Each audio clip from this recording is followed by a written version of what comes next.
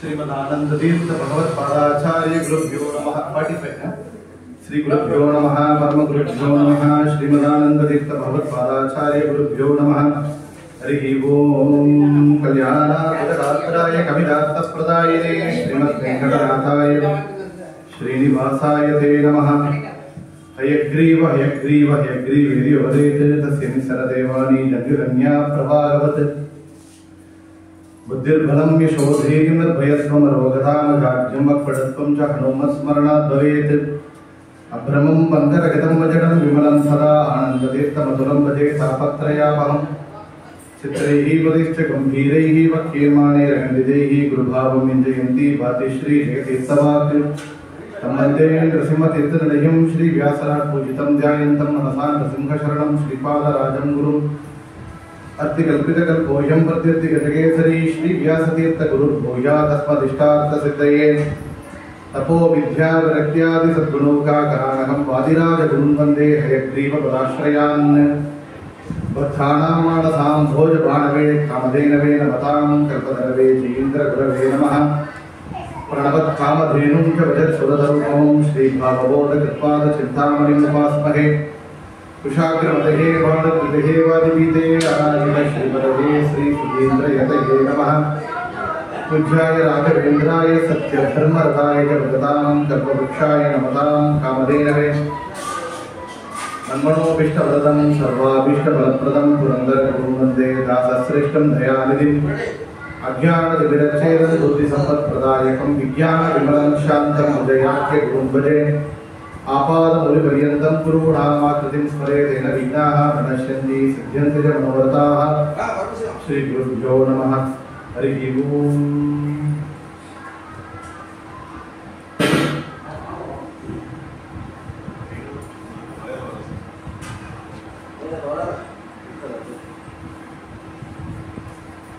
ಒಂದು ಶುಭಪರ್ವಕಾಲ ಮಾಧವ ತೀರ್ಥರ ಆರಾಧನಾ ಪರ್ವಕಾಲ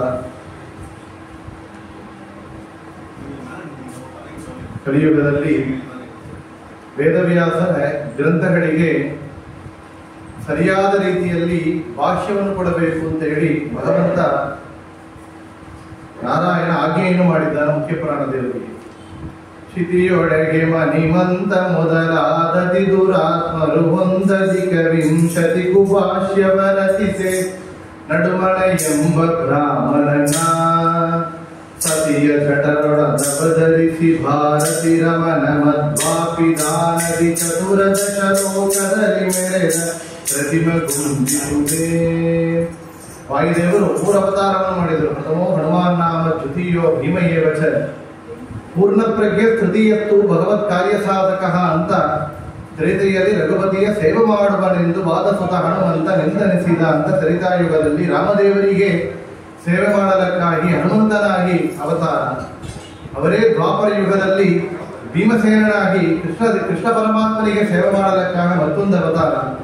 ಮೂರನೇದಾಗಿ ಶ್ರೀಮದ್ ಆನಂದ ತೀರ್ಥ ಭಗವತ್ಪಾದಾಚಾರ್ಯರಾಗಿ ಕಲಿಯುಗದಲ್ಲಿ ಅವತಾರವನ್ನು ಮಾಡಿ ಆಚಾರ್ಯರಿಗೆ ಹಿಂದೆ ಇದ್ದ 21 ಭಾಷ್ಯಗಳ ಏಕವಿಂಶತಿಗೂ ಭಾಷ್ಯಗಳ ಬೇರನ್ನು ತರಿದು ಶ್ರೀಕರಾಚಿತನೊಳಗೆ ಶಾಸ್ತ್ರ ರಚಿಸಿ ಅಂತ ಶ್ರೀಪಾದರಾಜ ಕೊಂಡಾಡಿದ್ದಾರೆ. 21 ಭಾಷ್ಯಗಳು. ಆ ಭಾಷ್ಯಗಳೆಲ್ಲ ಇದ್ದ ದೋಷಗಳನ್ನು ನೋಡಿ ಸರಿಯಾದ ರೀತಿಯಲ್ಲಿ ವೇದವ್ಯಾಸರು ಮಾಡಿರುವಂತಹ ಬ್ರಹ್ಮಸೂತ್ರ ಇತ್ಯಾದಿ ಗ್ರಂಥಗಳಿಗೆ ಮಹಾಭಾರತಕ್ಕಾಗಿ ಸರಿಯಾದ ರೀತಿಯಲ್ಲಿ ಭಾಷ್ಯವನ್ನು ಮಾಡಬೇಕು ಅಂತ ಹೇಳಿ ಆಚಾರ್ಯರು ಈ ಕಲಿಯುಗದಲ್ಲಿ ಅವತಾರವನ್ನು ಮಾಡಿ ಸರ್ವಮೂಲ ಗ್ರಂಥಗಳನ್ನು ರಚನೆ ಮಾಡಿದ್ದಾರೆ. ಆ ಸರ್ವಮೂಲ ಗ್ರಂಥಗಳನ್ನು ರಚನೆ ಮಾಡಿದ ಆಚಾರ್ಯರು ಅವರಿಗೆ ಪ್ರಧಾನ ಶಿಷ್ಯರು ಅಂತ ಕೇಳಿದರೆ 4 ಜನರು. ಪದ್ಮನಾಭ ತೀರ್ಥರು, ನರಹರಿ ತೀರ್ಥರು, ಮಾಧವ ತೀರ್ಥರು, ಅಕ್ಷೋಭ್ಯ ತೀರ್ಥರು ಅಂತ. ಆದರೆ ಆಚಾರ್ಯರ ಪ್ರಧಾನ ಶಿಷ್ಯರು 4 ಜನರು ಕೂಡ ಆಚಾರ್ಯರಲ್ಲಿ ನೇರಾಗಿ ಸನ್ಯಾಸಾಶ್ರಮವನ್ನು ಸ್ವೀಕಾರ ಮಾಡಿ ಆಚಾರ್ಯರಲ್ಲಿ ನೇರಾಗಿ ಪಾಠ ಪ್ರವಚನಗಳನ್ನು ಅಧ್ಯಯನ ಮಾಡುತ್ತಾ ಆಚಾರ್ಯರ ಗ್ರಂಥಗಳ ರಚನೆಯನ್ನು ನೇರಾಗಿ ನೋಡಿದವರು ಪದ್ಮನಾಭ ತೀರ್ಥರು, ನರಹರಿ ತೀರ್ಥರು, ಮಾಧವ ತೀರ್ಥರು, ಅಕ್ಷೋಭ್ಯ ತೀರ್ಥರು ಅಂತ. ಇದರಲ್ಲಿ ಪದ್ಮನಾಭ ತೀರ್ಥರು ಆಚಾರ್ಯರ ಪ್ರಧಾನ ಶಿಷ್ಯರು. ಆಚಾರ್ಯರಲ್ಲಿ ಮೊದಲಲ್ಲಿ ಸನ್ಯಾಸಾಶ್ರಮವನ್ನು ಸ್ವೀಕಾರ ಮಾಡಿದವರು ಅಂದರೆ ಅವರು ಪದ್ಮನಾಭ ತೀರ್ಥರು. ಆ ಪದ್ಮನಾಭ ತೀರ್ಥರು ಆಚಾರ್ಯರ ಪ್ರಧಾನ ಶಿಷ್ಯರು ಅಂತ ನಾವು ನೋಡ್ತೇವೆ. ಆಚಾರ್ಯರಲ್ಲಿ ಗೋದಾವರಿ ನದಿ ತೀರದಲ್ಲಿ ಆಚಾರ್ಯರು ತಮ್ಮ ತೀರ್ಥಯಾತ್ರೆಯನ್ನು ಮಾಡಿದಾಗ 1317ರಲ್ಲಿ ಆಚಾರ್ಯರಿಗೆ ಮೇಲೆ ಮೊದಲನೇ ಪೀಠವನ್ನು ಸ್ವೀಕಾರ ಮಾಡಿದವರು ಅಂದರೆ ಪದ್ಮನಾಭ ತೀರ್ಥರು. ಪೂರ್ಣ ಪ್ರಜ್ಞೆ ಕದಂಬಾಷ್ಯಂ ಆದೋ ತದ್ಭಾವಪೂರ್ವಕಂ ಯೋ ವ್ಯಾಕರೋ ನಮಸ್ತಸ್ಮೈ ಪದ್ಮನಾಭಾಖ್ಯ ಯೋಗಿನಿ ಅಂತ ಮೊದಲನೇ ಶಿಷ್ಯರು, ಪ್ರಧಾನ ಶಿಷ್ಯರು ಅಂದ್ರೆ ಪದ್ಮನಾಭ ತೀರ್ಥರು. ಆಚಾರ್ಯರು ಆ 4 ಜನನ ನರಹರಿ ತೀರ್ಥರು, ಮಾಧವ ತೀರ್ಥರು, ಅಕ್ಷೋಭಿ ತೀರ್ಥರು 4 ಜನ ಸನ್ಯಾಸಾಶ್ರಮವನ್ನು ಕೊಟ್ಟಿದ್ದಾರೆ. ಇದರಲ್ಲಿ ಪದ್ಮನಾಭ ತೀರ್ಥರಿಗೆ ಆಮೇಲೆ ಪೀಠವನ್ನು ಸ್ವೀಕಾರ ಮಾಡಿದವರು ಅಂದ್ರೆ ನರಹರಿ ತೀರ್ಥರು. ನರಹರಿ ತೀರ್ಥರು ಆ 1324 ಆಮೇಲೆ ನರಹರಿ ತೀರ್ಥರು ಪದ್ಮನಾಭ ತೀರ್ಥರಿಂದ ಮತ್ತು ಪೀಠವನ್ನು ಸ್ವೀಕಾರ ಮಾಡಿ ಮುಂದೆ ಮೂಢರಾಮದೇವರ ಪೂಜೆಯನ್ನು ಮಾಡಿದರು ಅಂತ ಕೇಳುತ್ತೇವೆ. ಇದರಲ್ಲಿ ನರಹರಿ ತೀರ್ಥರು ಅಂತ ಕೇಳಿದರೆ ವಿಶೇಷವಾಗಿ ನಾವು ಚರಿತ್ರೆಯಲ್ಲಿ ಕೇಳಿದ್ದೇವೆ. ಮೂಢರಾಮ ದೇವರನ್ನು ತಕೊಂಡು ಬಂದು ಆಚಾರ್ಯರು ಒಪ್ಪಿಸಿದವರು ನರಹರಿ ತೀರ್ಥರು ಅಂತ. ಆಚಾರ್ಯರು ಮುಖ್ಯವಾಗಿ 4 ಪ್ರಧಾನ ಶಿಷ್ಯರು ಇಲ್ಲದೆ ಉಡುಪಿಯಲ್ಲಿ ಕೃಷ್ಣನ ಪೂಜೆ ಮಾಡಲಿಕ್ಕಾಗಿ ಅಷ್ಟ ಮಠಗಳಲ್ಲ, ಅದಾವ ಬಾಲ್ಯ ಸನ್ಯಾಸಿಗಳನ್ನ ಅಲ್ಲಿ ಅವರಿಗೆ ಸನ್ಯಾಸಾಶ್ರಮವನ್ನು ಕೊಟ್ಟು ಪರ್ಯಾಯ ಕ್ರಮದಿಂದ ಪೂಜೆ ಮಾಡಲಿಕ್ಕಾಗಿ ಅವರಲ್ಲೇ ಒಪ್ಪಿಸಿದರು. ಅಲ್ಲಿ ಉಡುಪಿ ಕೃಷ್ಣ ಒಪ್ಪಿಸಿದರು. ಅಷ್ಟ ಮಠಗಳಿಗೆ ಒಬ್ಬೊಂದು ಮಠಕ್ಕಾಗಿ ಪ್ರಧಾನವಾಗಿ ಆಚಾರ್ಯರೇ ತನ್ನ ಕರಕಮಲದಿಂದ ಮಾಡಿದಂತಹ ವಿಗ್ರಹವನ್ನು ಕೊಟ್ಟಿದ್ದಾರೆ. ಇಲ್ಲಿ ಪದ್ಮನಾಭ ತೀರ್ಥರಿಗೆ ಕೊಟ್ಟದ್ದು ಅಂದರೆ ಮೂಢರಾಮ ದೇವರನ್ನ ವಿಶೇಷವಾಗಿ ಕೊಟ್ಟರು, ಮೂಲ ಗೋಪಿನಾಥ ದೇವರನ್ನ ಕೊಟ್ಟರು. ಇದರಲ್ಲಿ ಪದ್ಮನಾಭ ತೀರ್ಥರ ಪರಂಪರೆ ಅಂತ ಕೇಳಿದರೆ ಅದು ಪದ್ಮನಾಭ ತೀರ್ಥರು ನರಹರಿ ತೀರ್ಥರಿಗೆ ಪೀಠವನ್ನು ಕೊಟ್ಟರು ಮಾತ್ರ ಇಲ್ಲದೆ ಹಿಂದೆ ತನಗ ಮೇಲೆ ಲಕ್ಷ್ಮೀಧರ ತೀರ್ಥರಿಗೂ ಪೀಠವನ್ನು ಕೊಟ್ಟು ಅದು ಪದ್ಮನಾಭ ತೀರ್ಥರ ಪರಂಪರೆ ಅಂತ ವಿಶೇಷವಾಗಿ ಬಂದಿದೆ. ಅದುವೇ ಶ್ರೀಪಾದರಾಜರವರ ಬಂದು ಅದು ಶ್ರೀಪಾದರಾಜರ ಮಠ, ಉಡುಪಾವನ ಮಠ ಅಂತಿದೆ. ಅವರಿಗೆ ಮೂಲ ಗೋಪಿನಾಥ ದೇವರನ್ನು ಕೊಟ್ಟಿದ್ದಾರೆ. ಇಲ್ಲಿ ಪದ್ಮನಾಭ ತೀರ್ಥರಿಗೆ ಆಮೇಲೆ ನರಹರಿ ತೀರ್ಥರು, ಆ ನರಹರಿ ತೀರ್ಥರಿಗೆ ಆಮೇಲೆ ಬಂದವರು ಅಂದರೆ ಮಾಧವ ತೀರ್ಥರು. ಸಾಧಿತಾ ಅಖಿಲ ಸತ್ತತ್ವಂ ಬಾಧಿತಾ ಅಖಿಲ ದುರ್ಮತಂ ಬೋಧಿತಾ ಅಖಿಲ ಸನ್ಮಾರ್ಗಂ ಮಾಧವಾಖ್ಯ ಗುರುಂ ಭಜೆ ಅಂತ. ಇವರ ಕಾಲ 1333 ಅಲ್ಲಿಂದ 1380 1380 ಪರ್ಯಂತ ಸುಮಾರು 47 ವರ್ಷ ಪೀಠದಲ್ಲಿದ್ದವರು ಅಂದರೆ ನಮ್ಮ ನರಹರಿ ತೀರ್ಥರು. ಒಂದು ಮಂಡಲ ಅಂತ ಹೇಳಿದ್ರೆ ಒಂದು ಮಂಡಲ ಅಂದ್ರೆ 47 ವರ್ಷ ಪೀಠದಲ್ಲಿದ್ದು ಬೃಂದಾವನಸ್ಥರಾದವರು ಮಾಧವ ತೀರ್ಥರು ಅಂತ ಅವರ ಚರಿತ್ರೆಯಲ್ಲಿ ಕೇಳಿದ್ದೆವು. ಸಾಧಿತ ಅಖಿಲ ಸತ್ತತ್ವಂ ಬಾಧಿತ ಅಖಿಲ ದುರ್ಮತಂ, ದುರ್ಮತವನ್ನ ಖಂಡನ ಮಾಡಿದವರು. ಬೋಧಿತ ಅಖಿಲ ಸನ್ಮಾರ್ಗವನ್ನು ಬೋಧನೆಯನ್ನು ಮಾಡಿದವರು. ಮಾಧವಾಖ್ಯ ಗುರುಂಭಜೆ ಅಂತ ಅವರ ಚರ್ಮಶ್ಲೋಕದಲ್ಲಿ ನಾವು ಕೊಂಡಾಡುತ್ತೇವೆ. ನರಹರಿ ತೀರ್ಥರು ಅಂದ್ರೆ ಪೂರ್ವಾಶ್ರಮದಲ್ಲಿ ಅವರು ವಿಷ್ಣು ಶಾಸ್ತ್ರಿಗಳು ಅಂತ ದೊಡ್ಡ ವೇದಶಾಸ್ತ್ರ 4 ವೇದ ಚತುರ್ವೇದ ಪಂಡಿತರಾಗಿದ್ದವರು ಮಾಧವ ತೀರ್ಥರು. ವಿಷ್ಣು ಶಾಸ್ತ್ರಿಗಳು ಅಂತ ಅವರಿಗೆ ಎದುರು, ಪೂರ್ವಾಶ್ರಮದಲ್ಲಿ ವಿಷ್ಣು ಶಾಸ್ತ್ರಿಗಳು ಅಂತ ಎದುರು. ಅವರು ವಿಶೇಷವಾಗಿ ಆಚಾರ್ಯರು ತೀರ್ಥಯಾತ್ರಾ ಮಾರ್ಗದಲ್ಲಿ ಬಂದಾಗ ಆಚಾರ್ಯರ ಆ ಪ್ರವಚನ ಕ್ರಮ, ಅವರ ಪಾಠ ಪ್ರವಚನ ಕ್ರಮಗಳನ್ನು ನೋಡಿ ಆಚಾರ್ಯರಲ್ಲಿ ಸೇವೆಯನ್ನು ಮಾಡಿ ಅವರಲ್ಲಿ ನೇರಾಗಿ ಸನ್ಯಾಸಾಶ್ರಮವನ್ನು ಸ್ವೀಕಾರ ಮಾಡಿಕೊಂಡು ಮಾಧವ ತೀರ್ಥರು ಅಂತ ಅವರಿಗೆ ನಾಮಕರಣವನ್ನು ಆಚಾರ್ಯರು ಮಾಡಿಕೊಟ್ಟಿದ್ದಾರೆ. ಆಚಾರ್ಯರ ಪರಂಪರೆಯಲ್ಲಿ ನೋಡಿದರೆ ಆಚಾರ್ಯರು ವೇದಕ್ಕೆ ಮುಖ್ಯವಾಗಿ ಒಂದು ಸ್ಥಾನವನ್ನು ಕೊಟ್ಟರು. ಆಚಾರ್ಯರ ಸರ್ವಮೂಲ ಗ್ರಂಥಗಳನ್ನ ತಗೊಂಡ್ರೆ ಅವರು ಋಗ್ವೇದಕ್ಕಾಗಿ ಋಗ್ಭಾಷ್ಯವನ್ನು ಕೊಟ್ಟಿದ್ದಾರೆ. 37 ಗ್ರಂಥಗಳಲ್ಲಿ ಋಗ್ಭಾಷ್ಯಂ ಚಕಾರಾಸು ಸಕಲ ವೇದಾರ್ಥ ನಿರ್ಣಯ ಅಂತ ವ್ಯಾಸರಾಜರು ಕೊಂಡಾಡುತ್ತಾರೆ. ಯಾತಕ್ಕೆ ಅಂತ ಕೇಳಿದರೆ ಆಚಾರ್ಯರು ವೇದಗಳಿಗೆ ಭಾಷ್ಯ, ವೇದಾಂತವಾದ ಉಪನಿಷತ್ತುಗಳಿಗೆ ಭಾಷ್ಯ.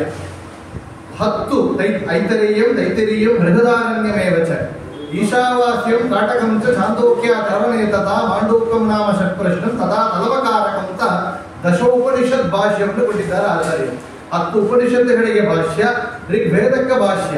ಆಚಾರ್ಯರಿಗೆ ವೇದ ಮೇಲೆ ಅಷ್ಟೊಂದು ಪ್ರೀತಿ, ಎಷ್ಟೊಂದು ಇತ್ತು, ಭಕ್ತಿ ಇತ್ತು, ಶ್ರದ್ಧೆ ಇತ್ತು ಅಂತ ಕೇಳಿದರೆ ಅವರ ಆಚಾರ್ಯರ ಪರಂಪರೆ ನಾವು ಅವರು ಯಾತ್ರ ಮಾರ್ಗದಲ್ಲಿ ಬಂದಾಗ ಕೇಳ್ತೇವೆ. ವೇದಗಳನ್ನು ಹೇಳಿದರೆ, ಸೂಕ್ತಗಳನ್ನು ಹೇಳಿದರೆ ಗಿಡ ವೃಕ್ಷಗಳು ಮೊಳೆಯುತ್ತಾ ಇದೆ, ಇದು ಹೇಗೆ ನಾವು ನಂಬುವುದು ಅಂತ ಕೇಳಿದಾಗ ಆಚಾರ್ಯರು ಒಂದೇ ಒಂದು ಬೀಜವನ್ನು ತಗೊಂಡು ಸೂಕ್ತವನ್ನು ಪಾರಾಯಣ ಮಾಡಿದರೆ ಆಗತ್ತೆ ಎಂದು ತೋರಿಸಿಕೊಟ್ರು. ಹೇಗೆ ಅಂತ ಕೇಳಿದರೆ ಶ್ರದ್ಧೆಯಿಂದ ಮಾಡಿದರೆ ಯೋಗ್ಯತೆ ಇರಬೇಕು, ನಮಗೆ ಯೋಗ್ಯತೆ ಇರಬೇಕು, ಶ್ರದ್ಧೆ ಇರಬೇಕು, ಅರ್ಥಾನುಸಂಧಾನ ಪೂರ್ವಕ ಪಾರಾಯಣ ಮಾಡಬೇಕು, ಸ್ವಸ್ವರವಾಗಿ ಪಾರಾಯಣ ಮಾಡಬೇಕು. ಮಾಡಿದರೆ ನಂಬಿಕೆ ಇರಬೇಕು, ಎಲ್ಲರೂ ಮುಖ್ಯ ನಂಬಿಕೆ. ಇದು ಇದರ ನಡೀತೆ ಅಂತ ಹೇಳಿ ಆಚಾರ್ಯರು ಒಂದು ಬೀಜವನ್ನು ತೆಗೆದುಕೊಂಡ್ರು, ತನ್ನ ಕರದಲ್ಲಿ ಇಟ್ಟುಕೊಂಡ್ರು, ಇತ್ತು ಸೂಕ್ತವನ್ನು ಪಾರಾಯಣ ಮಾಡಿದರೆ ಆ ಬೀಜ ಮುರಿಲಿಕ್ಕೆ ಪ್ರಾರಂಭ ಆಗಿತ್ತು. ಮುಂದೆ ಅದರಲ್ಲಿ ಎಲೆ ಬರ್ಲಿಕ್ಕೆ ಪ್ರಾರಂಭ ಆಗಿತ್ತು, ಮುಂದೆ ಅದರಲ್ಲಿ ಹೂ ಬರ್ಲಿಕ್ಕೆ ಪ್ರಾರಂಭ ಆಗಿತ್ತು, ಹೂ ಕಾಯ ಆಗಿತ್ತು, ಹಣ್ಣಿಂದ ಬೀಜ ಇದೆ, ಫಲ ಅಂತೇಳಿ ಕೊಟ್ಟಿರ್ತಾರೆ. ಅಷ್ಟು ವಿಶೇಷವಾಗಿ ಆಚಾರ್ಯರು ಮಾಡಿ ತೋರಿಸಿದ್ದಾರೆ. ಗ್ರಂಥ ರಚನೆಯಲ್ಲಿ ಅದರ ಅರ್ಥವನ್ನು ಕೊಟ್ಟಿದ್ದಾರೆ.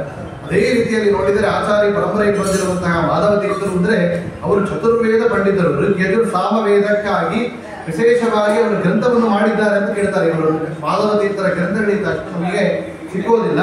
ಪರಸಾರ ಸ್ಮೃತಿ ಇಂತ ಒಂದು ಗ್ರಂಥ, ಪರಸಾರ ಸ್ಮೃತಿ ಇಂತ ಒಂದು ಗ್ರಂಥ ಆಚಾರ್ಯರ ಗ್ರಂಥಗಳಿಗೆ ವ್ಯಾಖ್ಯಾನವಾಗಿ ಅವರು ಮಾಡಿಕೊಟ್ಟ ಒಂದು ಗ್ರಂಥ ಅಂತ ಹೇಳ್ತಾರೆ.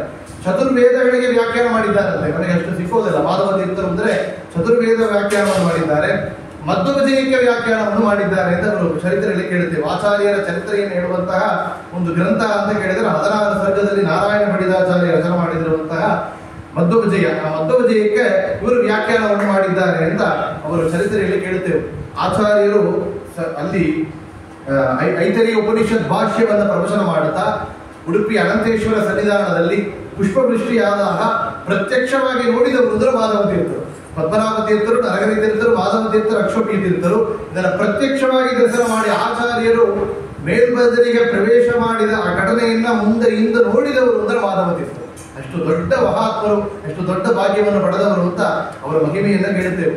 ಇನ್ನೊಂದು ವಿಶೇಷ ಅಂತ ಕೇಳಿದರೆ ಆಚಾರ್ಯರು ಮೇಲ್ಬದರಿಗೆ ಹೋದ ಮೇಲೆ ಆಚಾರ್ಯರು ಮಾಧವ ತೀರ್ಥರಿಗೆ ಒಂದು ಕೊಟ್ಟ ಮೂಲರಾಮ ದೇವರು ಪರಂಪರೆಗೆ ಕೊಟ್ಟ ವಿಗ್ರಹ, ಸಂಸ್ಥಾನ ವಿಗ್ರಹ, ಪದ್ಮನಾಭ ತೀರ್ಥರಿಂದ ನರಹರಿ ತೀರ್ಥರಿಗೆ, ನರಹರಿ ತೀರ್ಥರಿಂದ ಮಾಧವ ತೀರ್ಥರಿಗೆ ಬಂದ ವಿಗ್ರಹ ಅಂದ್ರೆ ಮೂಲರಾಮ ದೇವರ ವಿಗ್ರಹ. ಅದು ಮಾತ್ರ ಇಲ್ಲದೆ ಆಚಾರ್ಯರು ಪ್ರತ್ಯೇಕವಾಗಿ ಮಾಧವ ತೀರ್ಥರಿಗೆ ಕೊಟ್ಟ ವಿಗ್ರಹ ಅಂದ್ರೆ ವೀರರಾಮ ದೇವರ ವಿಗ್ರಹ. ಆ ವೀರರಾಮ ದೇವರ ವಿಗ್ರಹವನ್ನು ಪೂಜೆ ಮಾಡುತ್ತಾ, ಅವರು ಮೂಲರಾಮ ದೇವರ ವಿಗ್ರಹವನ್ನು ಪೂಜೆ ಮಾಡುತ್ತಾ ಸಂಸ್ಥಾನ ಪೂಜೆಯನ್ನು ಮಾಡ್ತಾ ಇದ್ದಾಗ ಒಂದು ದಿವಸ ನಡೆದ ಘಟನೆಯನ್ನು ಕೇಳುತ್ತೇವೆ ಅವರು ಚರಿತ್ರೆಯಲ್ಲಿ. ಮಾಧವ ತೀರ್ಥರ ಪೂಜೆಯನ್ನು ಮಾಡಲಿಕ್ಕೆ ಕುಳಿತಿದ್ದಾರೆ. ಬಂದು ಸ್ನಾನ ಮಾಡಿ ಬಂದು ಜಪವನ್ನು ಮಾಡ್ತಾ ಇದ್ದಾರೆ. ಪೂಜೆ ಶುರು ಮಾಡಬೇಕು. ಪೂಜೆ ಶುರು ಮಾಡದೆ ಅವರು ಏನ್ ಮಾಡಿದ್ರು, ಜಪ ಮಾಡಿ ಮುಗಿಸಿದ ಮೇಲೆ ಎದ್ದು ಆ ಕಡೆ ವೈಕೂತು ಕೊಟ್ಟರು. ಆ ಕಡೆ ಕೂತು ಬಿಟ್ರೆ 1 ಗಂಟೆ ಕಾಲ 2 ಗಂಟೆ ಕಾಲ ಆಗ್ತಾ ಇದೆ. ಅವರು ಕಣ್ಣು ಮುಚ್ಚಿ ಧ್ಯಾನವನ್ನು ಮಾಡ್ತಾ ಇದ್ದಾರೆ ಮಾಧವ ತೀರ್ಥರು. ಪೂಜೆ ಮಾಡಿ ಬಂದು ಮತ್ತೇನ್ ಮಾಡಿದ್ರು ಅಂದ್ರೆ ಬಂದು ಇಲ್ಲಿ ಆ ಕಡೆ ಕೂತ್ಕೊಂಡ್ರು. ತೀರ್ಥ ಆಗಿದೆ ಎಂದು ಏನಾಗಿತ್ತು ಅಂತ ಕೇಳಿದ್ರೆ ಪೂಜೆ ಆಗಿದೆ ಎಂದು. ಏನು ಪೂಜೆ ಆಗಿತ್ತು? ಇವತ್ತು ಮೇಲ್ಬದರಿಯಿಂದ ನಮ್ಮ ಗುರುಗಳಾದ ಆನಂದ ತೀರ್ಥ ಭಗವತ್ಪಾದಾಚಾರ್ಯ ಮಧ್ವಾಚಾರ್ಯರು ಪ್ರತ್ಯಕ್ಷವಾಗಿ ಬಂದಿದ್ರು. ದೊಡ್ಡವರು ಬಂದಾಗ, ನಮ್ಮ ಗುರುಗಳು ಬಂದಾಗ ಅವರು ಕರಕಮಲದಿಂದ ಪೂಜೆ ಮಾಡಬೇಕು, ನಾವು ನೋಡಬೇಕು. ಅವರು ಪೂಜೆ ಮಾಡಿದ ತೀರ್ಥವನ್ನು ನಾವು ಸ್ವೀಕಾರ ಮಾಡಬೇಕು. ಅದರಿಂದ ಎದುರುಗಡೆ ಹೋಗಿ ಕೂತು ಬಿಟ್ಟೆ ಅಂತ ಹೇಳಿ ಮಾಧವ ತೀರ್ಥರು ಹೇಳ್ತಾರೆ. ಅಂದ್ರೆ ಆಚಾರ್ಯರು ಇವತ್ತು ಮೇಲ್ಬದರಿಗೆ ಇದ್ದಾರೆ ಎಂಬ ಅದಕ್ಕೆ ಮಾಧವ ತೀರ್ಥರ ಒಂದು ಸಾಕ್ಷಿ. ಯಾತಕ್ಕೆ ಅಂದರೆ ಅವರು ಮೇಲ್ಬದರಿಗೆ ಪ್ರವೇಶ ಮಾಡಿದವರು ಕೂಡ ಇವತ್ತು ಕೂಡ ಆಚಾರ್ಯರ ಪರಂಪರೆಯಲ್ಲಿರುವಂತಹ ಒಂದು ಪೀಠಾಧೀಶರ ಒಳಗೆ ಇದ್ದು ಪೂಜೆಯನ್ನು ಮಾಡುವವರು ಅವರೇ. ನೋಡಿ, ಮಠ ಭೇದವೇ ಎಲ್ಲ ನಮ್ಮ ಮಠದಲ್ಲಿರುವ ಎಲ್ಲ ಆಚಾರ್ಯರ ಪರಂಪರೆಯಿರುವ ಎಲ್ಲ ಮಠಾಧೀಶರ ಒಳಗೂ ಕೂಡ ವಿಶೇಷವಾಗಿ ಆಚಾರ್ಯರ ಸನ್ನಿಧಾನ ಇದೆ. ಆಚಾರ್ಯರ ಸನ್ನಿಧಾನ ಇದ್ದರೆ ಮಾತ್ರ ಅವರ ಆ ಪೀಠದಲ್ಲಿ ಕುಳಿತು ಆ ಸಂಸ್ಥಾನ ವಿಗ್ರಹಕ್ಕೆ ಪೂಜೆ ಮಾಡಲಿಕ್ಕೆ ಸಾಧ್ಯ ಅಂತ ನಾವು ತಿಳಿಬೇಕು. ಮಾಧವ ತೀರ್ಥರು ಅಲ್ಲಿ ಪ್ರತ್ಯಕ್ಷವಾಗಿ ಆಚಾರ್ಯರ ಮತ್ತು ಮೇಲ್ಬದರಿಯಿಂದ ಬಂದ ಆಚಾರ್ಯರ ಮತ್ತು ಕಂಡರು. ಅವರು ಪೂಜೆ ಮಾಡಿದ್ದರ ಕಂಡರು. ಅವರು ಮಾಡಿದ ಪೂಜೆಯಿಂದ ಬಂದ ತೀರ್ಥವನ್ನ ಸ್ವೀಕಾರ ಮಾಡಿದ್ದಾರೆ ಅಂತ ಮಾಧವ ತೀರ್ಥರ ಚರಿತ್ರೆಯಲ್ಲಿ ನಾವು ಕೇಳುತ್ತೇವೆ. ಅಂತ ವಿಶೇಷವಾದ ಮಾಧವ ತೀರ್ಥರು ಅವರ ಪರಂಪರೆ ಅಂತ ಕೇಳಿದರೆ, ಮಾಧವ ತೀರ್ಥರು ಅಕ್ಷೋಭ್ಯ ತೀರ್ಥರಿಗೆ ಮುಂದೆ ಪೀಠವನ್ನು ಕೊಟ್ಟರು. ಅಕ್ಷೋಭ್ಯ ತೀರ್ಥರು 1380 ಅವರು ತುಂಗಭದ್ರಾ ನದಿ ತೀರದಲ್ಲಿ ಬೃಂದಾವನಸ್ಥರಾದರು. ತುಂಗಭದ್ರಾ ನದಿ ತೀರವನ್ನು ಆಳಬೇಕು ಅಂದರೆ ಮುಂದೆ ಅಕ್ಷೋಭ್ಯ ತೀರ್ಥರಿಗೆ ಅವರು ಬೃಂದಾವನ ಪ್ರವೇಶ ಆದ ಮುಂಚೆಯೇ ಕೂಡ ಪೀಠವನ್ನು ಯಾರಿಗೆ ಒಪ್ಪಿಸಿದ್ರು? ಅಕ್ಷೋಭ್ಯ ತೀರ್ಥರಿಗೆ. ನೋಡಿ, ಆಚಾರ್ಯರು ಮೇಲ್ಬದರಿಗೆ ಪ್ರವೇಶ ಮಾಡಲಿಕ್ಕೆ ಮುಂಚೆಯೇ ಹೇಳಿ ಹೋಗಿದ್ದಾರೆ. ಈ ಪೀಠವನ್ನು ಪದ್ಮನಾಭ ತೀರ್ಥರಿಂದ ನರಹರಿ ತೀರ್ಥರಿಗೆ, ನರಹರಿ ತೀರ್ಥರಿಂದ ಮಾಧವ ತೀರ್ಥರಿಗೆ, ಮಾಧವ ತೀರ್ಥರಿಂದ ಅಕ್ಷೋಭ್ಯ ತೀರ್ಥರಿಗೆ ಕೊಡಬೇಕು ಅಂತ ಆಚಾರ್ಯ ಹೇಳಿಬಿಟ್ಟಿದ್ದಾರೆ. ಅಕ್ಷೋಭ್ಯ ತೀರ್ಥರ ಅಮ್ಮ ಯಾರಿಗೆ ಕೊಡಬೇಕು? ಆಗ ಸಂಶಯ ಬರ್ತದೆ. ಅಕ್ಷೋಭ್ಯ ತೀರ್ಥರಿಗೆ ಯಾರಿಗೆ ಮುಂದೆ ಪೀಠವನ್ನು ಕೊಡಬೇಕು? ಇಷ್ಟು ದೊಡ್ಡ ಪೀಠ, ಆಚಾರ್ಯ ಬಂದಿರುವಂತಹ ಪೀಠ, ಹಂಸನಾಮಕ ಪರಮಾತ್ಮನ ಪೀಠವನ್ನ ಯಾರಿಗೆ ಕೊಡಬೇಕು ಅಂತ ಅವರಿಗೆ ಆ ಸಂಶಯ ಬಂದಾಗ ಪ್ರಶ್ನೆ ಮಾಡಿದಾಗ ತಾನೆ ಆಚಾರ್ಯರು ಸ್ವಪ್ನ ಸೂಚನೆಯಿಂದ ಒಂದು ಹೇಳಿದರು. ಮುಂದೆ ಇಂದ್ರ ಅವತಾರನಾದ ಒಂದು ರಘುನಾಥರಾಯ ಅವರು ಬರ್ತಾರೆ, ಅವರಿಗೆ ನೀವು ಕೊಡಬೇಕು ಅಂತ ಹೇಳಿದಾಗ ಅವರಿಗೆ ಆ ಪೀಠವನ್ನು ಕೊಟ್ಟು ಅಂತ ನಾವು ಚರಿತ್ರೆ ಕೇಳ್ತಾರೆ. ಅವರೇ ಜಯತೀರ್ಥರಾಗಿ ಬಂದಿದ್ದರು ಅಂತ ಒಂದು ಆಚಾರ್ಯರ ಗ್ರಂಥಗಳಿಗೆ ಟೀಕಾ ಗ್ರಂಥಗಳನ್ನು ಬರೆದಿದ್ದಾರೆ ಅಂತ. ಆಚಾರ್ಯರ ಈ ಪ್ರಧಾನ ಶಿಷ್ಯರು 4 ಜನ: ಪದ್ಮನಾಭ ತೀರ್ಥರು, ನರಹರಿ ತೀರ್ಥರು, ಮಾಧವ ತೀರ್ಥರು, ಅಕ್ಷೋಭ್ಯ ತೀರ್ಥರು ಮತ್ತು ಅದೇ ಕಾಲದಲ್ಲಿದ್ದ ಸಮಕಾಲದಲ್ಲಿದ್ದ ಗೃಹಸ್ಥರು ತ್ರಿವಿಕ್ರಮ ಪಂಡಿತಾಚಾರ್ಯರು, ನಾರಾಯಣ ಪಂಡಿತಾಚಾರ್ಯರೆಲ್ಲ ಕೂಡ ಆ ಕಾಲದಲ್ಲಿ ಟೀಕಾ ಗ್ರಂಥಗಳನ್ನು ಬರೆದಾರೆ. ಅವರೆಲ್ಲ ಪ್ರಾಚೀನ ಟೀಕಾಕಾರರು ಅಂತ ಪ್ರಸಿದ್ಧಿ. ಇವರು 4 ಜನ ಮತ್ತು ತ್ರಿವಿಕ್ರಮ ಪಂಡಿತಾಚಾರ್ಯರೆಲ್ಲ ಕೂಡ ಪ್ರಾಚೀನ ಟೀಕಾಕಾರರು. ಅಮಲ ಬಂದವರು ನಮ್ಮ ಜಯತೀರ್ಥರು ಟೀಕಾಕಾರರು ಅಂತ ಪ್ರಸಿದ್ಧಿಯಾಗಿದ್ದಾರೆ. ಇವರೆಲ್ಲ ಮೊದಲೇ ಕೂಡ ಆಚಾರ್ಯರ ಬ್ರಹ್ಮಸೂತ್ರ ಭಾಷ್ಯಕ್ಕೆ, ಗೀತಾ ಭಾಷ್ಯ, ಗೀತಾ ತಾತ್ಪರ್ಯನಿರ್ಣಯ ಇತ್ಯಾದಿ ಗ್ರಂಥಗಳಿಗೆ ಭಾಷ್ಯ ಗ್ರಂಥಗಳ ಟೀಕಾ ಗ್ರಂಥಗಳನ್ನು ಮಾಡಿದವರು ಈ ಪ್ರಾಚೀನ ಟೀಕಾಕಾರರಾದ ಇವರೆಲ್ಲ ಕೂಡ ಅಂತ ನಾವು ನೋಡುತ್ತೇವೆ. ಮಾಧವ ತೀರ್ಥರಿಗೆ ಪ್ರತ್ಯೇಕವಾಗಿ ಅವರು ಕೊಟ್ಟಿರುವಂತಹ ವೀರರಾಮದೇವರು ಸಂಸ್ಥಾನ ವಿಗ್ರಹ, ಆ ವೀರರಾಮದೇವರನ್ನು ಹಿಡ್ಕೊಂಡು ಪ್ರತ್ಯೇಕವಾಗಿ ಅವರು ಪರಂಪರೆ ಮುಂದೆ ಬಂದಿದೆ. ಅಲ್ಲದೆ ಇವತ್ತು ಮಾಧವ ತೀರ್ಥ ಮಠ, ತಂಬೇಹಳ್ಳಿ ಮಠ ಅಂತಿದ್ದು ಪ್ರಸಿದ್ಧಿಯಾಗಿದೆ. ಸಮೀಪ ಕಾಲದಲ್ಲಿ ವಿದ್ಯಾಸಾಗರ ಮಾಧವ ತೀರ್ಥರು ವೃಂದಾವನಸ್ಥರಾಗಿದ್ದಾರೆ. ಸಮೀಪ ಕಾಲದಲ್ಲಿ ನೋಡಿ ಎಷ್ಟು 90 ವಯಸ್ಸಿನ ಮೇಲೆ ನೋಡ್ರಿ, ಇಲ್ಲಿ ಚೆನ್ನೈಯಲ್ಲಿ ಅವರು ಬಂದು ಮಾಘ ಮಾಸ ತಿಂಗಳ ಕಾಲದಲ್ಲಿ ಬಂದಿದ್ದರು. ಬಂದು ಅವರು ಮತ್ತು ಪಾಲ್ಗುಣ ಮಾಸದಲ್ಲಿ ಬಂದಿದ್ದರು. ಪಾಲ್ಗುಣ ಮಾಸದಲ್ಲಿ ಬಂದು ವಿಶೇಷವಾಗಿ ರಾಮದೇವರನ್ನ ಪೂಜೆಯನ್ನ ಒவ்வೊಂದು ಪ್ರಾಂತ್ಯದಲ್ಲಿದ್ದು ಪೂಜೆ ಮಾಡಿದ್ದಾರೆ. 90 ವಯಸ್ಸಿನ ಮೇಲೆ ರಾಮದೇವರ ಪೂಜೆ ಮಾಡುತ್ತಾನೆ. ರಾಮನವಮಿ ಬನ್ರಿ ಅಂತೇಳಿ ಕರೆದು ಹೋಗಿದ್ದಾರೆ. ರಾಮನವಮಿ ಮುಡಿಸಿ ಮರವೇ ದಿವಸವೇ ಅವರು ವೃಂದಾವನಸ್ಥರಾಗಿದ್ದಾರೆ ಎಂದರೆ ಎಷ್ಟು ದೊಡ್ಡ ಭಾಗ್ಯ ಅವರಿಗೆ ಕೊಟ್ಟಿದ್ದಾರೆ ಭಗವಂತ. ವೀರರಾಮದೇವರನ್ನ ಕೊಟ್ಟು ಆ ಪರಂಪರೆಯನ್ನ ಮುಂದೆ ತಗೊಂಡವರು. ಈ ಪರಂಪರೆಯಲ್ಲಿ ಇಬ್ಬರನ್ನ ನಾವು ಸಂಕ್ಷಿಪ್ತವಾಗಿ ಹೇಳಬೇಕು ಅಂತ ನಾನು ಪ್ರಯತ್ನವನ್ನು ಮಾಡ್ತೇನೆ. ಒಬ್ಬರು ರಾಮಮಾಧವ ತೀರ್ಥರು ಅಂತ. ಈ ಮಾಧವ ತೀರ್ಥರ ಪರಂಪರೆಗೆ ಬಂದವರು ಅಂದರೆ ರಾಮಮಾಧವ ತೀರ್ಥರು. ರಾಮಮಾಧವ ತೀರ್ಥರು ಅಂದ್ರೆ ಅವರು ನೋಡಿ, ಈ ನಮ್ಮ ಮಧ್ವಮತ ಸಿದ್ಧಾಂತ ಸೌತ್ ತಮಿಳುನಾಡಿನ ಅಷ್ಟು ಪ್ರಸಿದ್ಧಿ ಆಗಿಲ್ಲ. ಇವತ್ತು ಕೂಡ ಇನ್ನೂ ಆಗಬೇಕಾಗಿದೆ. ಇನ್ನು ಅಲ್ಲಿ ತಿರುನಲ್ವೇಲಿ, ತೂತುಕುಡಿ, ಕನ್ಯಾಕುಮಾರಿ ಪ್ರಾಂತ್ಯಕ್ಕೆ ಹೋದ್ರೆ ಇನ್ನೂ ಪ್ರಸಿದ್ಧಿ ಆಗಬೇಕಾಗಿದೆ, ಪ್ರಚಾರ ಆಗಬೇಕಾಗಿದೆ. ಅದರ ಆ ಕಾಲದಲ್ಲಿಯೇ ಸುಮಾರು 1800 ಆ ಕಾಲದ 150 ವರ್ಷಕ್ಕೆ ಮುಂಚೆಯೇ ಕೂಡ ರಾಮಮಾಧವ ತೀರ್ಥರು ಮಧುರೆ ಪ್ರಾಂತ್ಯಕ್ಕೆ ಹೋಗಿ ಅಲ್ಲಿಂದ ಮೇಲೆ ಒಳ್ಳೆ ತಿರುನಲ್ವೇಲಿಗೆ ಹೋಗಿ ಅಲ್ಲಿರುವಂತಹ ರಾಯರ ಪೂರ್ವಗುರು ಮೂಲ ಗುರುಗಳು ವಿಭುದೇಂದ್ರ ತೀರ್ಥರ ಮೂಲ ಬೃಂದಾವನ ಇರುವಂತಹ ಆ ತಾಮ್ರಪರ್ಣಿ ನದಿ ತೀರದಲ್ಲಿ ಧ್ಯಾನವನ್ನು ಮಾಡುತ್ತಾ ತುಂಬಾ ವರ್ಷ ಕಾಲ ಅಲ್ಲಿ ವಾಸ ಮಾಡಿ ಪಕ್ಕದಲ್ಲಿ ಇದ್ದ ಸೈತುಂಗನಲ್ಲೂರು ಎಂಬ ಗ್ರಾಮ, ಇವತ್ತು ಕೂಡ ಹೋದರೂ ನೋಡಬಹುದು. ಸೈತುಂಗನಲ್ಲೂರು ಎಂಬ ಗ್ರಾಮದಲ್ಲಿ ಅಲ್ಲಿ ತತ್ವ ಪ್ರಚಾರವನ್ನು ಮಾಡುತ್ತಾ ಮದುರೆಯ ಕೆಳಗೆ ಇನ್ನೂ ಅಲ್ಲಿ ನಮ್ಮ ತತ್ವ ಪ್ರಚಾರ ಮಾಡುತ್ತಾ ಮುದ್ರಧಾರಣ ಮಾಡುತ್ತಾ ಎಷ್ಟೋ ಶಿಷ್ಯರುಗಳನ್ನ ಮಾಧವ ತೀರ್ಥ ಮಠಕ್ಕಾಗಿ ಮಾಡಿಕೊಂಡವರು ಅಂದ್ರೆ ರಾಮ ಮಾಧವ ತೀರ್ಥರು ಇದು ಕೇಳುತ್ತೇವೆ. ಅವರು ಮಾಡಿದ ಆ ಒಂದು ಪ್ರಚಾರ ಇವತ್ತು ಕೂಡ ಹೇಳ್ತಾರೆ. ಅಲ್ಲಿ ಮಾಧವ ತೀರ್ಥರ ಆ ಒಂದು ಮಠ ಇರುವಂತಹ ಶಿಷ್ಯರುಗಳಲ್ಲಿ ಇದ್ದಾರೆ ಅಂತ ನಾವು ನೋಡ್ಲಿಕ್ಕಾಗತ್ತೆ. ಸೈತುಂಗನಲ್ಲೂರು ಆ ನದಿ ತೀರದಲ್ಲಿ, ಆ ತಾಮ್ರಪರ್ಣಿ ನದಿ ತೀರದಲ್ಲಿ ಬೃಂದಾವನಸ್ಥರಾಗಿ ಇವತ್ತು ಅವರು ಮೂಲ ಬೃಂದಾವನ ಇದೆ. ಎಷ್ಟೋ ವರ್ಷ ಪೂಜೆ ಮಾಡದೇ ಇತ್ತು ಆ ಬೃಂದಾವನ. ನೋಡಿ, ಅಲ್ಲಿ ಯಾರೋ ಹೊರಗ ಜನಗಳಿಗೆ, ಯಾರೋ ಸಾಮಾನ್ಯ ಭಕ್ತರಿಗೆ ಅವರು ಅಲ್ಲಿ ನಡಮಾಡುತ್ತಾ, ಸ್ನಾನ ಮಾಡುತ್ತಾ, ಧ್ಯಾನ ಮಾಡುತ್ತಾ ದರ್ಶನವನ್ನು ಕೊಟ್ಟಿದ್ದಾರೆ. ಅಷ್ಟು ದೊಡ್ಡ ಮಹತ್ವೀಯರಂದ್ರೆ ರಾಮಮಾಧವ ತೀರ್ಥರು. ಅವರ ಪರಂಪರೆಯಲ್ಲಿ ಬಂದ್ರೆ ಒಂದು ಮಹನೀಯರು ಅಂತ ನಾವು ನೋಡ್ತೇವೆ. ಇನ್ನೊಂದು ಮಹನೀಯರು ಅಂತ ಕೇಳಿದರೆ ನಮ್ಮ ಈಗ ವಿದ್ಯಾಸಾಗರ ಮಾಧವ ತೀರ್ಥರಿಗೆ ಮುಂಚೆ ಇದ್ದವರು, ಅವರಿಗೆ ಮುಂಚೆ ಅವರೇ ಪರಮ ಗುರುಗಳು ಅಂದ್ರೆ ವಿಜಯ ಮಾಧವ ತೀರ್ಥರು ಅಂತ. ವಿಜಯ ಮಾಧವ ತೀರ್ಥರು ಈಗ 2000 ಇದ್ದವರು. ಅವರು ಆ ಸಮೀಪ ಕಾಲದಲ್ಲಿ ಇದ್ದ ಮಹನೀಯರು. ಅವರು ಮಹಿಮೆ ಒಂದು ಹೇಳ್ತಾರೆ. ಅವರು ವೀರರಾಮದೇವರ ಪೂಜೆ ನಡೀತಾ ಇದೆ, ರಾಮದೇವರ ಸಂಸ್ಥಾನ ಪೂಜೆ ಮಾಡ್ತಾ ಇದ್ರು. ಪೂಜೆ ಮಾಡಿದ ಸಮಯದಲ್ಲಿ ಪೂಜೆ ಮಾಡ್ತಾ ಎಲ್ಲ ಆರಾಧನೆ ಆಗಿದೆ, ಅಲಂಕಾರ ಆಗಿದೆ, ನೈವೇದ್ಯ ಆಗಿದೆ, ಮಂಗಳಾರತಿ ಆಗಿದೆ. ಆದ ಮೇಲೆ ದೇವರು ಸಂಸ್ಥಾನ ವಿಗ್ರಹಗಳನ್ನ ಕಟ್ಟಿ ಇಡಬೇಕು. ಆ ಸಂಸ್ಥಾನ ವಿಗ್ರಹಗಳನ್ನ ಕಟ್ಟಿ ಇಡಬೇಕೆಂದ್ರೆ ದೇವರ ನಾಮವನ್ನು ಹೇಳ್ತಾ ಇದ್ರು. ದೇವರ ನಾಮವನ್ನು ಹೇಳ್ತಾ ರಾಮದೇವರ ವಿಗ್ರಹವನ್ನ ತೆಗೆದು ದರ್ಶನ ಮಾಡೋದು ಪದ್ಧತಿ. ಸ್ವಾಮಿಗಳು ಬಂದು ದೇವರ ಕಟ್ಟಿ ಇಡಲಿಕ್ಕೆ ಮುಂಚೆ ವಿಗ್ರಹಗಳನ್ನ ನೇರಾಗಿ ದರ್ಶನ ಮಾಡುವಂತಹ ಕ್ರಮ ಇದೆ.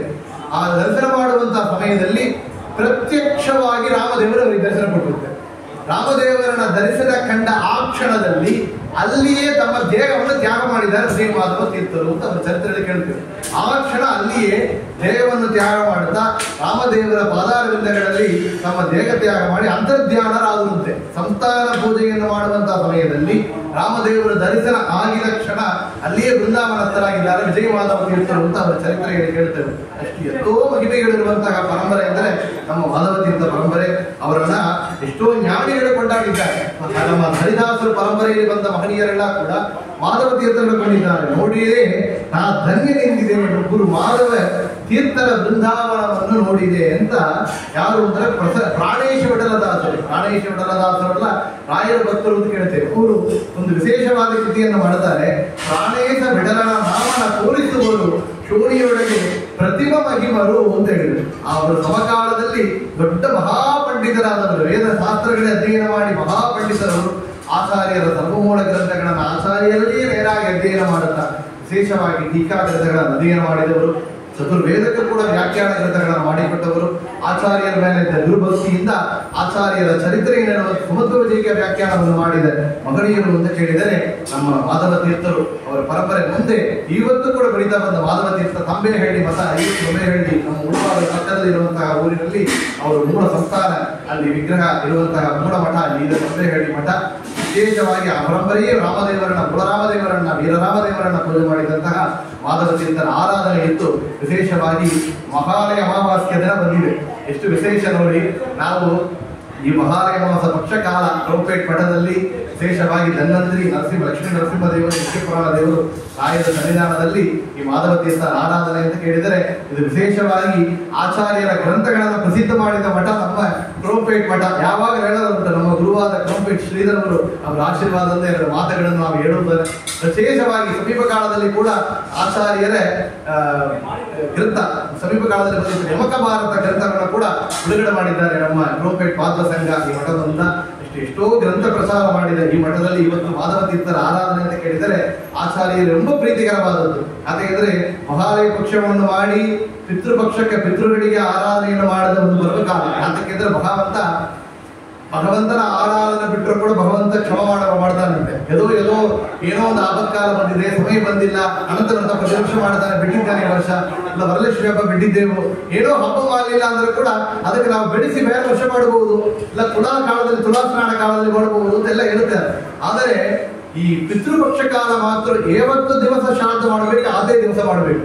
ಪಕ್ಷ ಕಾಲದಲ್ಲಿ ಮಾಡಬೇಕು ಅದೇ ಮಾಡಬೇಕು. ಯಾತಕ್ಕೆ ಅಂದ್ರೆ ಭಗವಂತ ಇದರಲ್ಲಿ ಕಾಂಪ್ರಮೈಸ್ ಮಾಡಿದ್ರೆ ಭಗವಂತ ಕ್ಷಮಿಸುವುದಿಲ್ಲ ಅಂತ ಹೇಳಿ ಅಷ್ಟು ಇಂಪಾರ್ಟೆನ್ಸ್ ಅನ್ನ ಪಿತೃಗಳಿಗೆ ಕೊಟ್ಟಿದ್ದಾರೆ ದೇವ.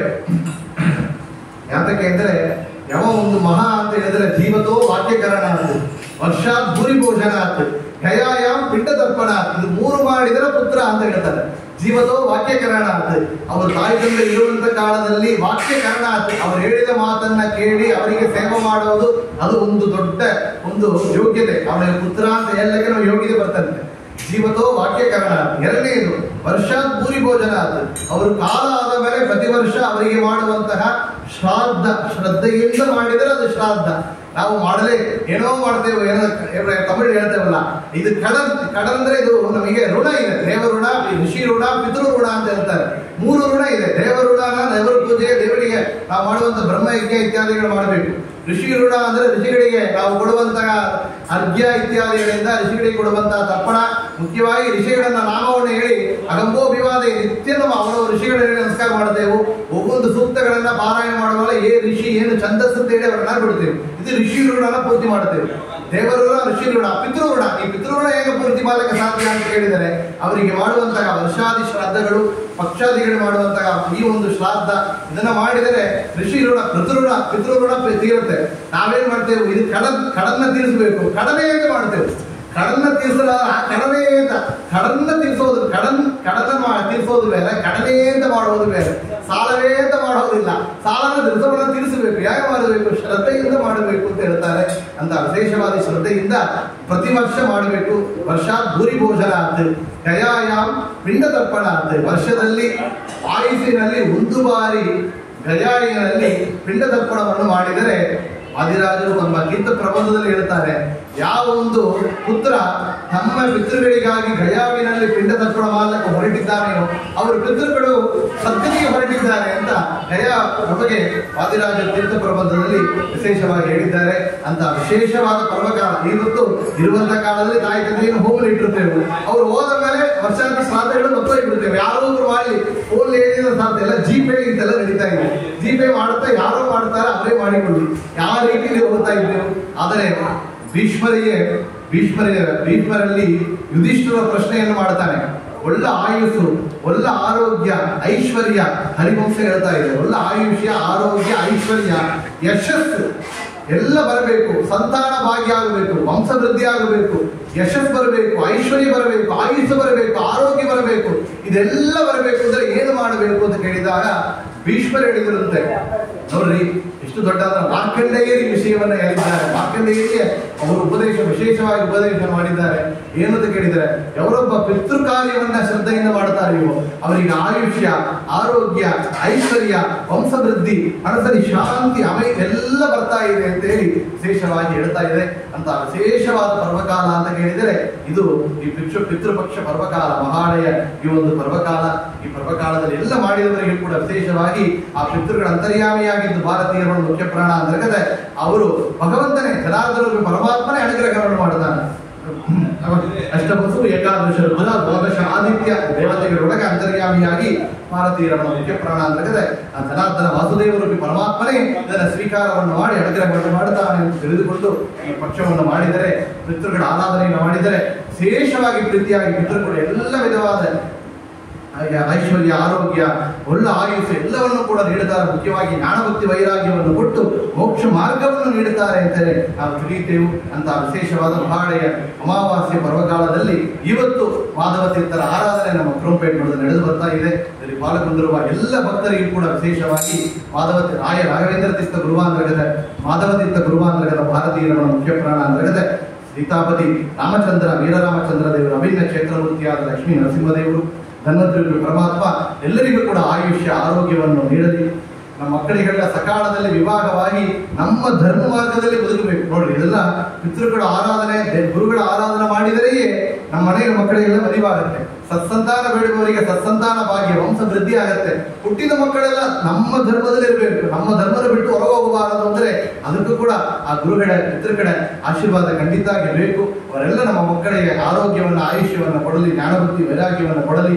ನಮಗೆ ಮೇಲೆ ಮೇಲೆ ಭಗವಂತನ ಗುರುಗಳ ಸೇವೆಯನ್ನು ಮಾಡುವಂತಹ ಭಾಗ್ಯವನ್ನ ಕರುಣಿಸಲಿ ಅಂತ ಪ್ರಾರ್ಥನೆ ಮಾಡುತ್ತಾ, ವಿಶೇಷವಾಗಿ ಈ ಒಂದು ಪರ್ವಕಾಲದಲ್ಲಿ ಎರಡು ಮಾತುಗಳನ್ನ ರಾಘವೇಂದ್ರ ತೀರ್ಥ ಗುರುವಾಂತರ್ಗತ ಮಾಧವ ತೀರ್ಥ ಗುರುವಾಂತರ್ಗತ ಭಾರತೀಯರ ಮುಖ್ಯ ಪ್ರಾಣ ಅಂತರ್ಗತ ಆ ವೀರರಾಮ ದೇವರ ಪದಾರ ಬೃಂದಗಳಲ್ಲಿ ಸಮರ್ಪಣೆಯನ್ನು ಮಾಡುತ್ತಾ ಶ್ರೀ ಕೃಷ್ಣಾರ್ಪಣ ವಸ್ತು ಅಂತೇಳಿ ಮಂಗಳವನ್ನು ಮಾಡುತ್ತೇನೆ. ಕಾಯಿನ ವಾಚಾವ ವಿದ್ಯಾತ್ಮನಾಶ್ರತ ಸ್ವಭಾವಂ ಕರೋದ್ಯತೆ ಸಕಲಂ ಪರಸ್ಮೈ ನಾರಾಯಣಾಯ ಇದು ಸಮರ್ಪಯಾಮಿ. ಅಕ್ಷಯಂ ಕರ್ಮ ಯಸ್ಮಿನ್ ಪರೇ ಸಮರ್ಪಿತಂ ರಕ್ಷಯಂ ಯಾಂತಿ ದುಃಖಾನಿ ನಾಮತಃ ಅಕ್ಷರೋ ಯೋಜರಃ ಸರ್ವದೈವಾಮೃತಃ ಉಚಿತಂ ಯಸ್ಯ ವಿಷ್ಣುಂ ಸದಾ ಜಾತಿಕಂ ಪ್ರಣಯಾಮ ವಾಸುದೇವ ದೇವತಾ ಮಂಡಲ ಖಂಡ ಮಂಡಲಂ ಶ್ರೀ ಕೃಷ್ಣ.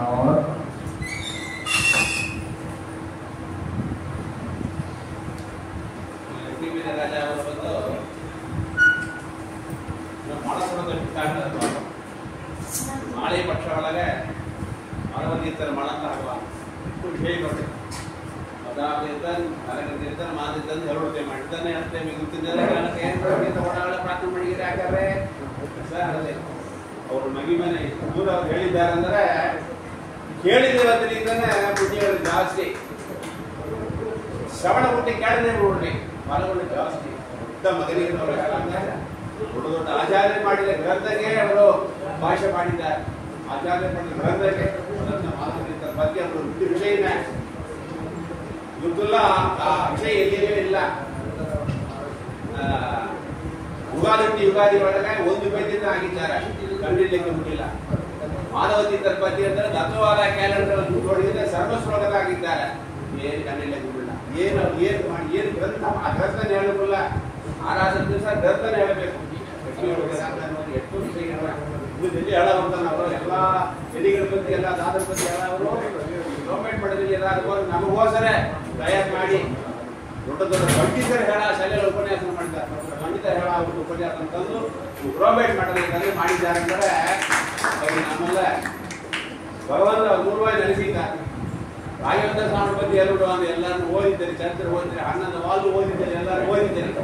ಮುಂದೆ ಗುರುಗಳ ಬಗ್ಗೆ ಹೇಳಬೇಕಂದ್ರೆ ಪುಣ್ಯ ಮಾಡಿರಬೇಕು, ಭಾಗ್ಯ ಮಾಡಿರಬೇಕು. ಅದನ್ನು ಹೇಳಿ ಮಾನವ ವಿಶ್ವದಿಂದ ಪೂರ್ವಾಶ್ರಮದಲ್ಲಿ ಒಂದು ಎಲ್ಲಿಗೆಯಿಂದ ಪೂರ್ವಾಶ್ರಮದಲ್ಲಿ ವಿಶ್ವದಿಂದ 70 years ಪೀಠದಲ್ಲಿದ್ದವರು ಗಡಿಯನ್ನು ಬಗ್ಗೆ ಹೇಳಿದ್ದಾರೆ.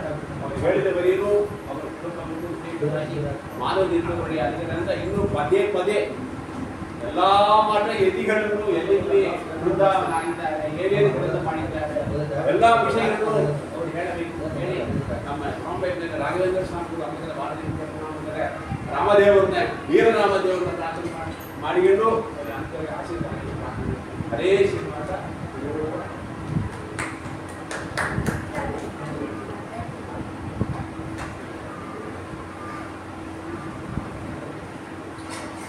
ಹಾ?